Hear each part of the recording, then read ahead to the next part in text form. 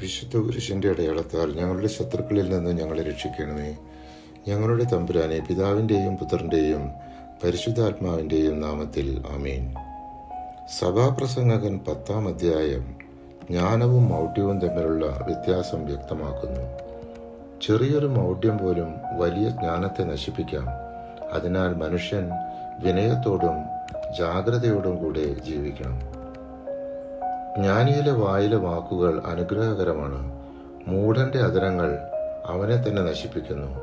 സഭാപ്രസംഗകൻ 10-ാം അധ്യായം 2-ാം തിരുവചനം. സഭാപ്രസംഗകൻ 11-ാം അധ്യായം ജീവിതത്തിലെ അനിശ്ചിതത്വവും യുവജനങ്ങളുടെ ഉത്തരവാദിത്വവും ചർച്ച ചെയ്യുന്നു. മനുഷ്യൻ ഭാവിയെ അറിയുന്നില്ല. അതിനാൽ വിശ്വാസത്തോടെ പ്രവർത്തിക്കുകയും ജീവിക്കുന്ന കാലത്ത് സന്തോഷത്തോടെ ജീവിക്കുകയും വേണം. കാറ്റിന്റെ വഴിയെ നീ അറിയുന്നില്ല. ഗർഭിണിയുടെ ഗർഭത്തിൽ അസ്ഥികൾ എങ്ങനെ രൂപപ്പെടുന്നുവെന്നും നീ അറിയുന്നില്ല. അങ്ങനെ സകലവും ചെയ്യുന്ന ദൈവത്തിന്റെ പ്രവൃത്തിയെയും നീ അറിയുന്നില്ല. സഭാപ്രസംഗൻ 11-ാം അധ്യായം 5-ാം തിരുവചനം.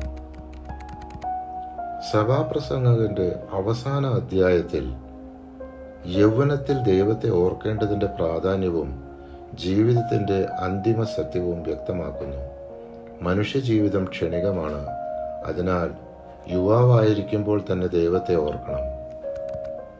പൊടി ഭൂമിയിലേക്ക് മടങ്ങും, ആത്മാവോ അതിനെ തന്ന ദൈവത്തിലേക്ക് മടങ്ങും.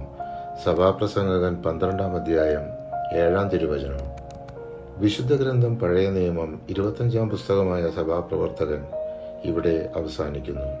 പരിശുദ്ധാത്മാവെ, തിരുവചനത്തിന്റെ അനന്തശക്തിയാൽ ആത്മാവിന്റെ ഫലങ്ങളും ദാനങ്ങളും നൽകി തീക്ഷ്ണതയാൽ ഞങ്ങളെ ജ്വലിപ്പിക്കണമേ. ആമേൻ.